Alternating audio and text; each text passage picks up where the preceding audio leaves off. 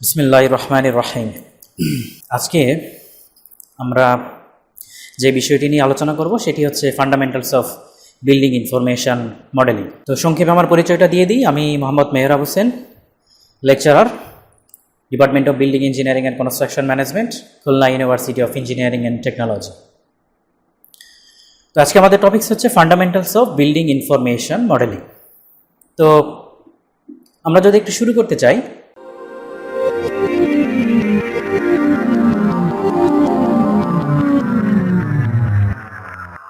তো আমরা যেটি পড়াচ্ছি reference books building information modelling, planning and managing construction projects with 4D CAD and simulation, William কিমেলের এই বইটি থেকে আমরা চ্যাপ্টার 2 থেকে পড়াচ্ছি। এছাড়াও আরও অনেক ইনফরমেশন অন্য জায়গা থেকে আসলে নেওয়া আছে, আমরা সেগুলো পর্যায়ক্রমে আলোচনা করব।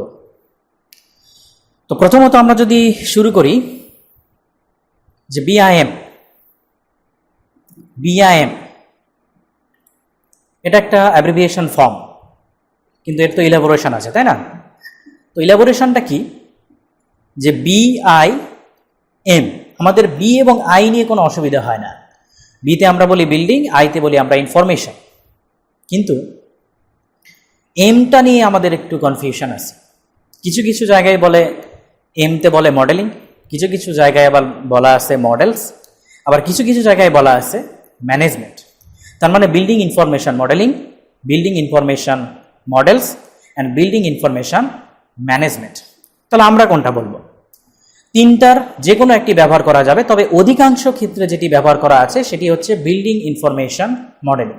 বিভিন্ন ধরনের রিসার্চ আর্টিকেলও বিল্ডিং ইনফরমেশন মডেলিং ব্যবহার করা আছে, কিছু কিছু ক্ষেত্রে আবার মডেলসও ব্যবহার করা হচ্ছে। সো আমরা we can use any one of them. So আমরা একটু বিআইএম এর যদি ডেফিনেশনের দিকে যাই, আমরা যদি একটু খেয়াল করি, বলা হচ্ছে দেখেন যে a building information model is a project simulation.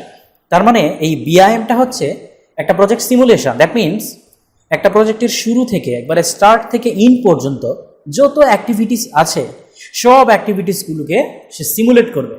এখন সিমুলেট করবে, কিন্তু তার জন্য তো একটা অবজেক্ট লাগবে, তার জন্য একটা মডেল লাগবে। কি বলতেছে?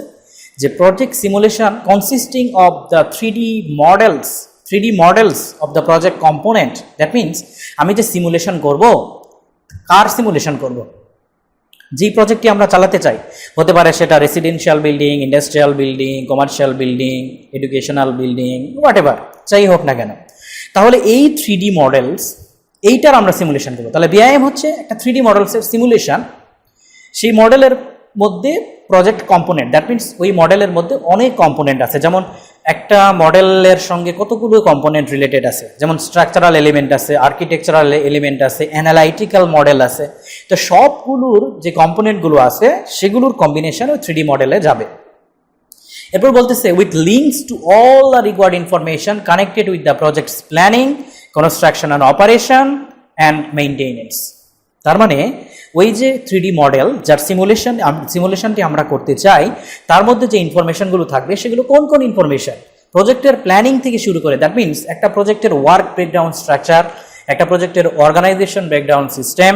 তো এই যে ব্যাপারগুলো আছে, যে কাজ ডিস্ট্রিবিউশন করা, রেসপন্সিবিলিটি ভাগ করা এবং কাজগুলোকে ভাগ করে দেওয়া, অর্থাৎ কী কী কাজ করতে হবে সেই ব্যাপারগুলো থেকে শুরু করে একেবারে কনস্ট্রাকশন এবং অপারেশন পিরিয়ড পর্যন্ত, এবং finally maintenance, that means facility management পর্যন্ত, একটা বিল্ডিংয়ের স্টার্ট থেকে ফিনিশ পর্যন্ত যতগুলো ইনফরমেশন আছে সব ইনফরমেশনগুলো একটা ওই মডেলের মধ্যে থাকবে।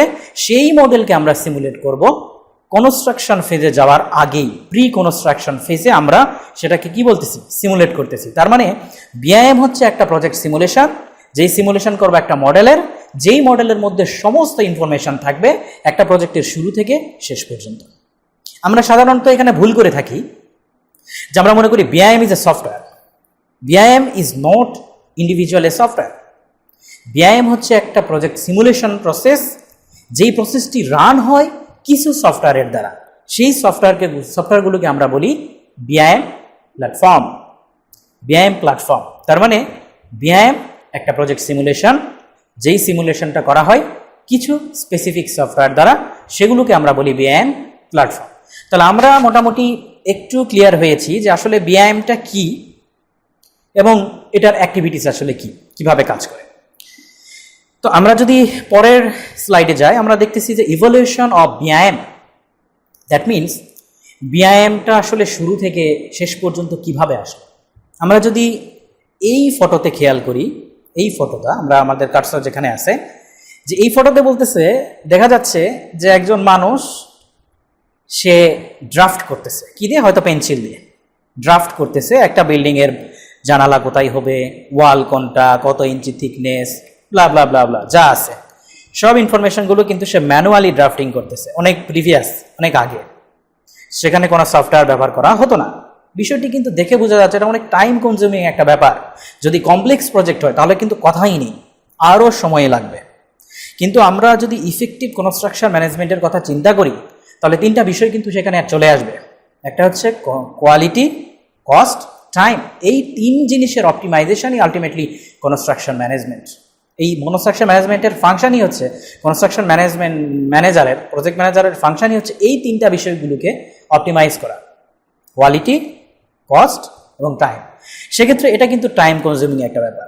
এরপরে আমরা যখন আসলাম যে না, ম্যানুয়াল ড্রাফটিং থেকে আমরা 2D ক্যাডে চলে এসেছি, যেমন আমরা যেটা হাতে করলাম ওইটা আমরা সফটওয়্যারের মাধ্যমে করতেছি, কিন্তু তবুও সেটা 2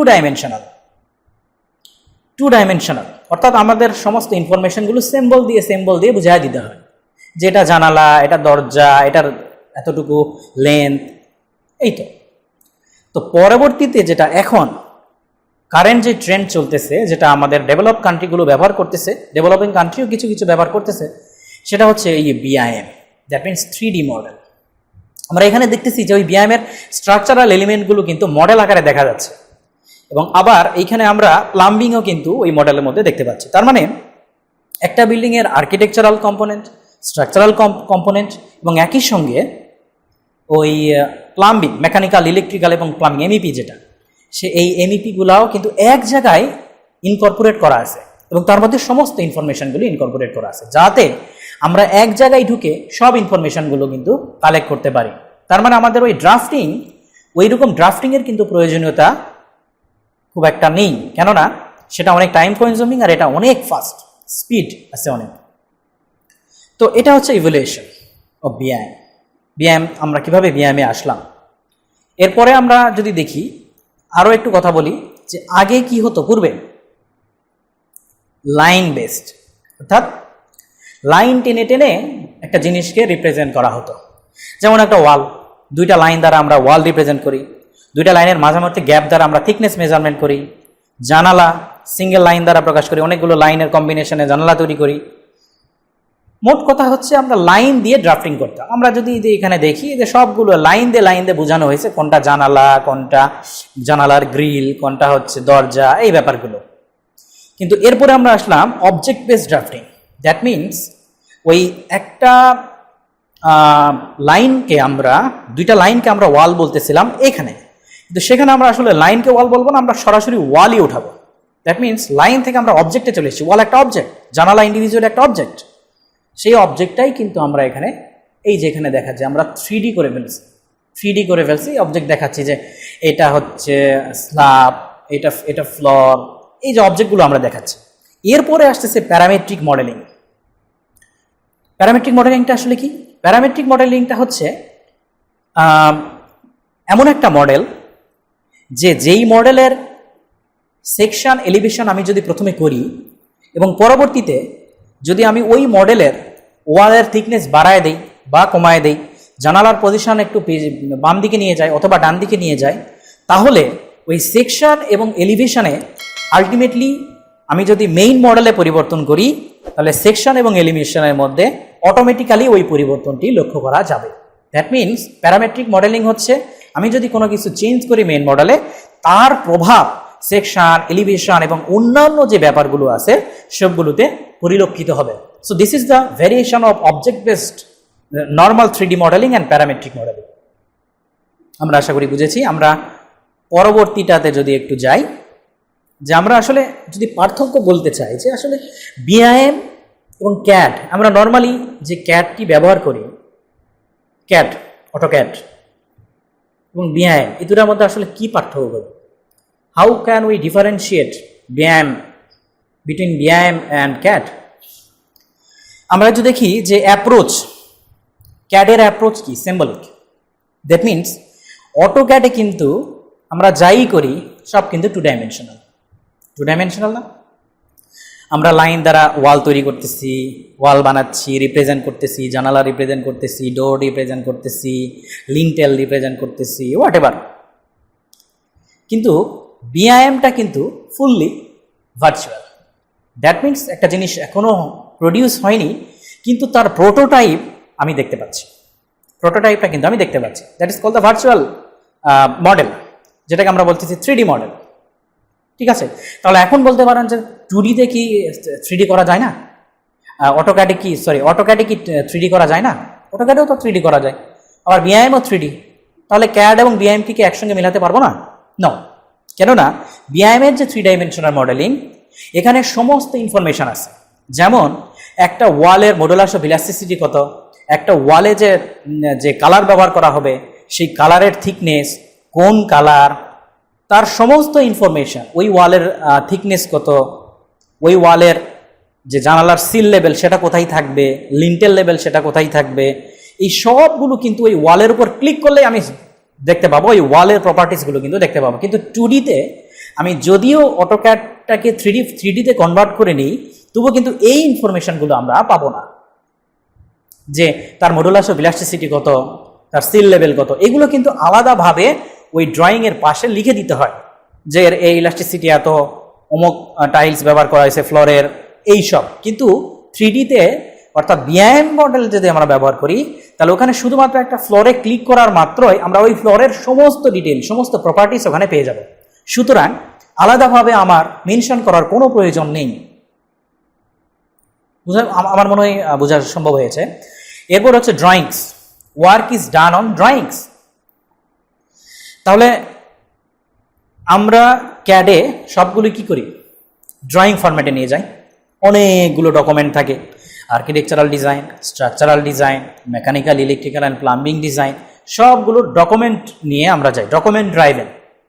আর কিন্তু বিআইএমে সব কিছু কিন্তু মডেল, কোনো ওই রকম ডকুমেন্ট হার্ড কপির ফরম্যাটে কোনো কিছু নেই। আছে কিছু ইনফরমেশন হার্ড কপিতে রাখতেই হবে, তো মেজর ইনফরমেশনগুলো কিন্তু মডেল।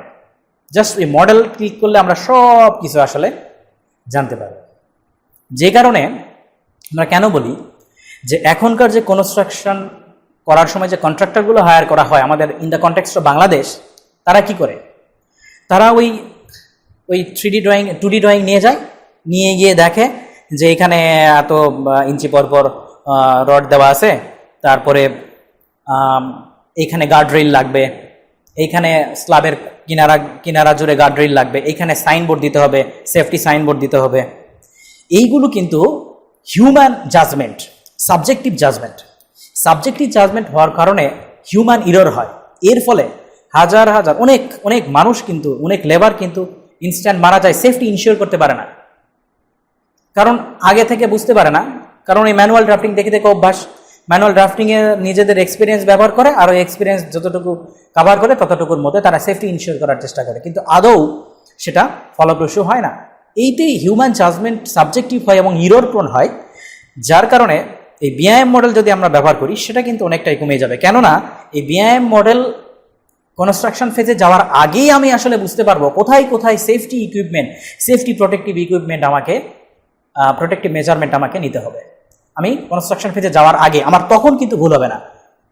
এতে করে কিন্তু প্রজেক্ট ডিলেও কমে যাবে। কেন ডিলে কমে যাবে? যখন একজন মানুষ যদি, একটা লেবার যদি মারা যায়, তার কম্পেনসেশন দিতে হবে, তারপরে মামলা হতে পারে, সু হতে পারে, এরপরে সেটা নিয়ে একটা ঝামেলা হতে পারে, প্রজেক্ট ডিলে হতে পারে, এই সমস্ত ব্যাপারগুলো নিয়ে প্রজেক্ট ডিলে হয়ে যেতে পারে। তো সেটা কিন্তু বিআইএম কিন্তু কভার করে ফেলতেছে যে না, আমরা আগে থেকেই প্রি কনস্ট্রাকশন ফেজে, ডিজাইন ফেজেই আসলে সেফটি ইনশিওর করবো, ডিজাইন ফর সেফটি।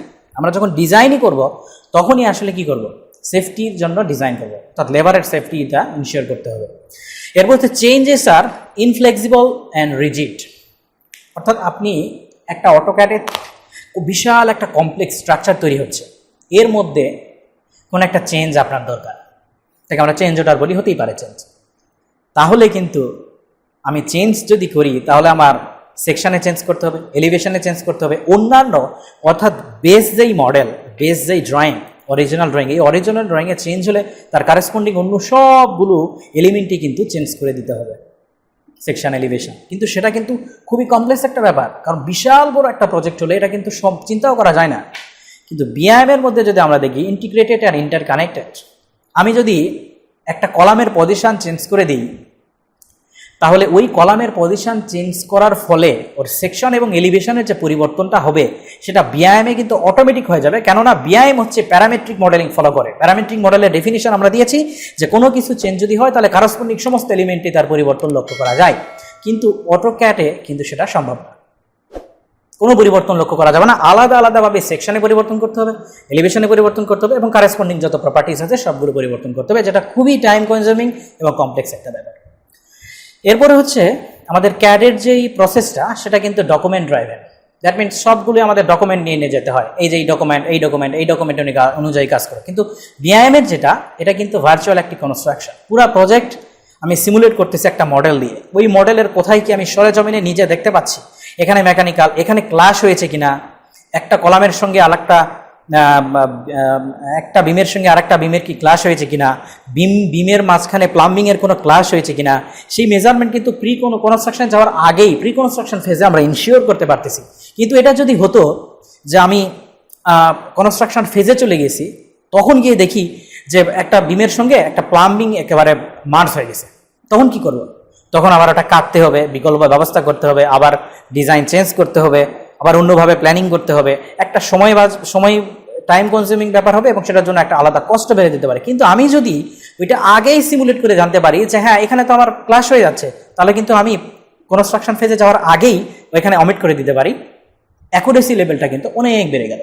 আমরা যদি একটু দেখি যে এই যে একটা কলামের যেই ইয়েটা দেওয়া আছে, কলামের যেই সেকশনাল এরিয়া এবং এর মধ্যে যে রড দেওয়া আছে, আমরা যদি এখানে একটা রডের অ্যামাউন্ট কমিয়ে দিই, সাপোজ এইখানে যে রডের ক্রস সেকশন, সেই ক্রস সেকশনের এটা দেওয়া আছে, এখানে রড, আমি যদি মনে করি যে এই রডটা আমার আসলে লাগবে না, এই রডটা আমি অমিট করে দিচ্ছি এখান থেকে, তাহলে এখানে যদি অমিট করে দেই তাহলে অনুরূপভাবে কিন্তু এখান থেকে এই রডটা উঠাই দিতে হবে, এর কারেসপন্ডিং যে প্রপার্টিসগুলো আছে সেগুলো কিন্তু চেঞ্জ করে দিতে হবে।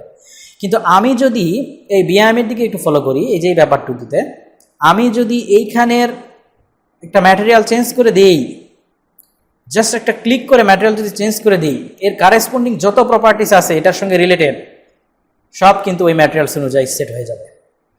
আবার একটা রড যদি কমায় দেই, সেই অনুযায়ী এর কারেসপন্ডিং প্রপার্টিস কিন্তু চেঞ্জ হয়ে যাবে।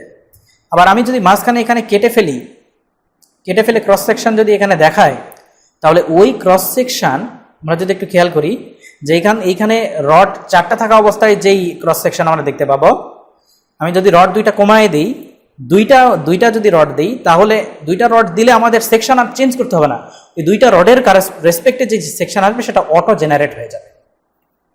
That's the facility of using BIM. BIM এর অনেক ফ্যাসিলিটি আছে, তার মধ্যে একটা ছোট্ট পরিসরে আমি একটু দেখাচ্ছি।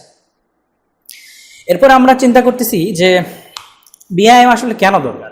আমরা অলরেডি আগে কিন্তু অনেকটা ডিসকাস করেই ফেলেছি, তারপরেও আমরা এখানে একটু যদি বলি যে আমরা বাম দিকে যে ফিগার আছে লেফট সাইডে, সেটা যদি একটু দেখি যে একটা প্রজেক্ট কমপ্লিট করতে আলটিমেটলি আসলে কোন কোন স্টেক হোল্ডারের প্রয়োজন হয়। Architect, structural engineer, building service engineer, civil engineer, contractor, facility managers বা ম্যানেজমেন্ট অ্যান্ড আদার্স।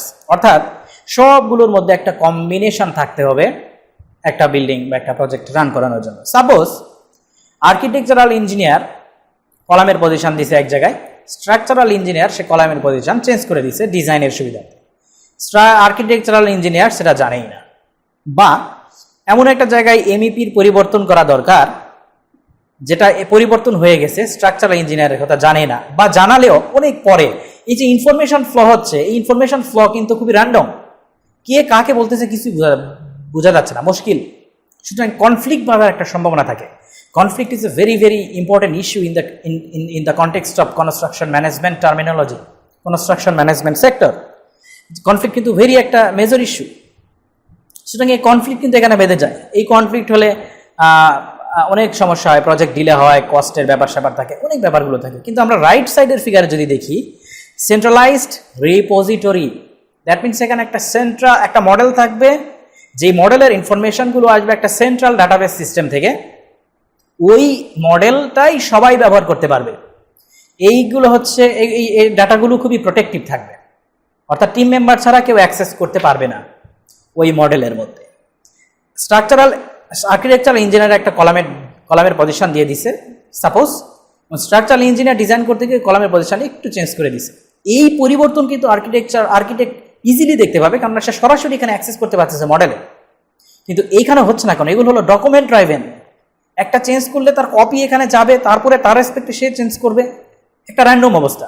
কিন্তু এখানে কিন্তু যেই চেঞ্জ করুক না কেন, অপর স্টেক হোল্ডার কিন্তু খুব ইজিলি ওটা ক্যাপচার করে পাচ্ছে যে হ্যাঁ আসলে পরিবর্তন কোথায় হয়েছে, সে কিন্তু দেখতে পাচ্ছে।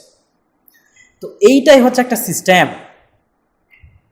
তাহলে কতটা ফ্যাসিলিটি আমরা পাচ্ছি, এই হচ্ছে ব্যাপার। আমরা এই স্লাইডটা করেই আজকের মতো লেকচারটি সমাপ্ত করব।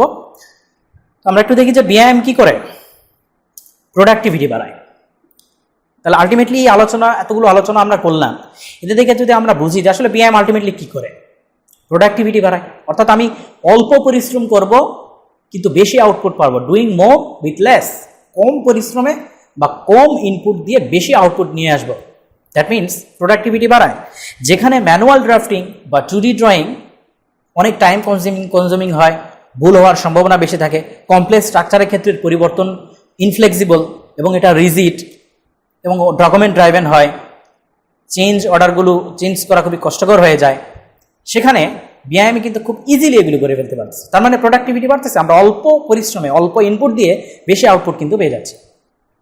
এরপর আমরা দেখতেছি যে integrated project delivery, that means collaboration with other disciplines. তো 2D ড্রয়িংয়ের ক্ষেত্রে আমরা প্রিভিয়াস স্লাইডে কিন্তু দেখেছি, আমরা যে প্রিভিয়াস স্লাইডে দেখে যাই যে এইখানে সব কিছু কিন্তু র্যান্ডম, একজন স্টেক হোল্ডারের সঙ্গে আরেকজন স্টেক হোল্ডারের যে কমিউনিকেশন বা কোলাবোরেশন র্যান্ডম,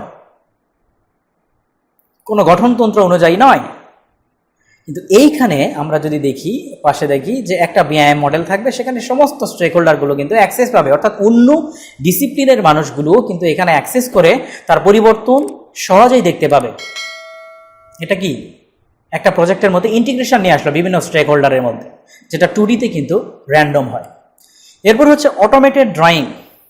আমরা যেমন submission, tender, shop, fabrication and as build drawing. তার মানে আমরা যখন টেন্ডার সাবমিশন করব, টেন্ডার সাবমিশন থেকে শুরু করে সব ড্রয়িংটা হচ্ছে অনেক কমপ্লেক্স কিছু ড্রয়িং আছে, অর্থাৎ দুইটা স্টিল স্ট্রাকচারের দুইটা স্টিল যখন আমরা একত্রে বিভিন্ন সেকশন যখন একত্রে জয়েন করি, তখন সেখানে কিছু ড্রয়িংয়ের মেকানিজম আছে, ওই মেকানিজমকে আমরা আলাদাভাবে রিপ্রেজেন্ট করি, সেটাকে কিন্তু আমরা সব ড্রয়িং বলি।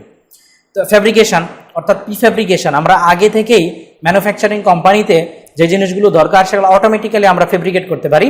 এবং ফাইনালি অ্যাজ বিল্ড ড্রয়িং, অর্থাৎ অ্যাজ বিল্ড ড্রয়িং এবং as plan drawing. As plan হচ্ছে আমরা আসলে যেভাবে প্ল্যান করে রেখেছি কিন্তু আলটিমেটলি সেটা হয় না, পরিবর্তন হয়, অনেক কিছু হয়, ফাইনালি যেটা আসে সেটা হচ্ছে অ্যাজ বিল্ড ড্রয়িং। তো অটোমেটিক্যালি আমরা কিন্তু এই এই ড্রয়িংগুলো কিন্তু জেনারেট করতে পারি।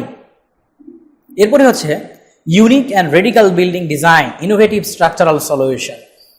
সাপোজ আমি একটা ইনোভেটিভ টাইপের বিল্ডিং তৈরি করেছি বা তৈরি করব বা চিন্তা করছি, কমপ্লেক্স একটা স্ট্রাকচার। এইটার ডিজাইনের যে সলিউশন 2Dতে যতভাবে দেওয়া যাবে, যত ইলাবোরেশন করা যাবে, বিআইএমে কিন্তু তার থেকে অনেক মোর ইনফরমেশন দিয়ে খুবই সহজে ওই সেম জিনিসটা রিপ্রেজেন্টেশন করা যাবে। Representation is very very important. আপনি বিশাল বড় একটা কাজ করেছেন কিন্তু সেটাকে রিপ্রেজেন্ট করতে পারছেন না, তাহলে ওইটা কিন্তু ভ্যালু কমে যায়। সুতরাং আপনি যেটা করেছেন সেটার উপস্থাপনা যদি খুবই ভালো হয়, আপনি যদি আপনার দর্শককে বুঝাইতে পারেন, অডিয়েন্সকে বুঝাইতে পারেন যে হ্যাঁ আমার দিস ইজ মাই ওয়ার্ক এবং এটা এইভাবে ইন্ডাস্ট্রিতে কন্ট্রিবিউট করবে, তাহলে আপনারটা ইফেক্টিভ। তাছাড়া আপনি যতই ভালো কাজ করুন না কেন, সেটা যদি রিপ্রেজেন্ট করতে না পারেন তাহলে সেটা কিন্তু অনেক ক্ষেত্রে ভ্যালুলেসও হয়ে যায়। সেই ব্যাপারটি আমাদের একটু চিন্তা করতে হবে যে আসলে ইনোভেটিভ কিছু করতে হলে তার রিপ্রেজেন্টেশনটা সুন্দরভাবে দিতে হবে, যে কিভাবে আসলে ডিজাইন করলে এই ধরনের একটা স্ট্রাকচার দাঁড় করানো সম্ভব। সেটা 2Dতে যতটা সহজ, তার থেকে বেশি ইনফরমেশন গ্যাদার করে বিআইএম মডেলে কিন্তু করা তার থেকে আরও অনেক বেশি ইজি। এরপর আমরা দেখি যে catch up with design changes. That means কোনো আমরা বারবার করে বলতেছি যে কোনো পরিবর্তন যদি 2Dতে করা হয় তাহলে তার কারেসপন্ডিং যে অন্য এলিমেন্ট আছে সেগুলোর পরিবর্তন কিন্তু ম্যানুয়ালি করতে হবে, কিন্তু বিআইএমে সেটা করার প্রয়োজনে খুব ইজিলি চেঞ্জ করা যায়। কেননা অরিজিনাল মডেলে যদি আমরা চেঞ্জ করি, তার corresponding architectural model, analytical model, MEP model এবং তার কারেসপন্ডিং সেকশন, এলিভেশন সবগুলোতে তার পরিবর্তন লক্ষ্য করা যাবে, since this is a parametric model. তো ওকে, আজকে আমরা এই পর্যন্তই রাখি। আমাদের পরবর্তী এই ফান্ডামেন্টালস অফ বিআইএম এর পরবর্তী লেকচার আমরা নেক্সটে আমরা সেটি ডেলিভার করব। সে পর্যন্ত ভালো থাকবেন, সুস্থ থাকবেন। আর কোনো ধরনের কোনো গঠনমূলক পরামর্শ যদি আমাকে দিতে চান, I always inspire to criticize me, because I feel that criticism is the prime way to জাজ মাইসেলফ। আপনারা ক্রিটিসিজম করবেন, আপনারা গঠনমূলক সমালোচনা করবেন, আমার ইমেইল দেওয়া আছে, আপনারা ইমেইলে সেই সমালোচনা করে আমাকে জানিয়ে দিবেন। আমি সেই অনুযায়ী নিজেকে আরও সুন্দর করে উপস্থাপন করার চেষ্টা করব। ধন্যবাদ সবাইকে।